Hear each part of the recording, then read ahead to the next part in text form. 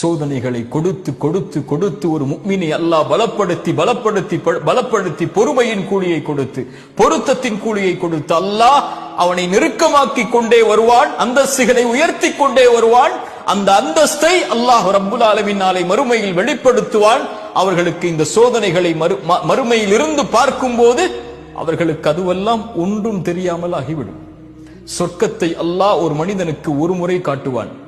அவன் வாழ்நாள் முழுக்க சோதிக்கப்பட்டவன்.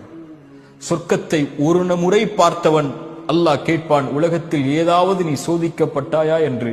அவன் சொல்லுவான், யா அல்லாஹ், உலகத்தில் நான் எந்த ஒரு சோதனையும் பார்க்கவில்லை என்று. அதை விட பெரிய அந்தஸ்து என்ன இருக்க போகிறது? அல்லாஹ் ரப்புல் ஆலமீன் இந்த மூன்றின் காரணமாகத்தான் இறை நம்பிக்கை கொண்டவர்களை சோதிப்பான். ஏன் இறை நம்பிக்கை கொண்டவர்களை அல்லாஹ் விரும்புகிறான்? விரும்பினால் சோதித்த அல்லாஹ் அவர்களை நெருக்கமாக்கி கொண்டே வருவான். அல்லாஹுடைய தூதர் ஸல்லல்லாஹு அலைஹி வஸல்லம் ஒரு ஹதீஸில் சொன்னார்கள், அல்லாஹ் இறை நம்பிக்கை கொண்டவனுடைய எந்த ஒரு நன்மையையும் அல்லாஹ் வீணாக்குவதில்லை, அல்லாஹ் குறைப்பதில்லை. அவனுக்கு இந்த உலகிலும் நலவை அல்லாஹ் கொடுத்து விடுவான், மறுமையிலும் அல்லாஹ் கூலியை கொடுத்து விடுவான். அல்லாஹு அக்பர். உலகத்திலும் அவனுக்கு நலவு கண்டிப்பாக நிச்சயமாக அல்லாஹ் கொடுப்பான். அந்த நன்மைக்கு பகரமாக தீமையை மட்டும் அல்லாஹ் கொடுப்பதில்லை. அதுபோல் அல்லாஹ் மறுமையில் கூலியையும் கொடுத்து விடுவான். ஆனால் இறை மறுப்பாளராக வாழக்கூடிய காஃபிருக்கு அல்லாஹ் உணவளிக்கிறான், தண்ணீர் கொடுக்கிறான். அவர்கள் மாறு செய்தாலும் என்றால் அவர்களும் இந்த உலகத்திலே நலவு செய்கிறார்கள், அதனுடைய கூலியை அல்லாஹ் கொடுத்து முடித்து விடுவான்.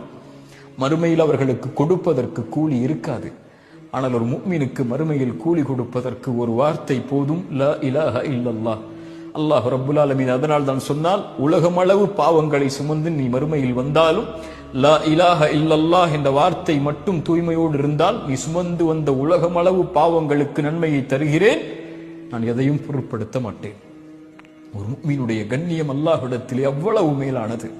லா இலாஹ இல்லல்லாஹ்வின் வார்த்தையின் கண்ணியம் அல்லாஹ்விடத்திலே அவ்வளவு உயர்ந்தது.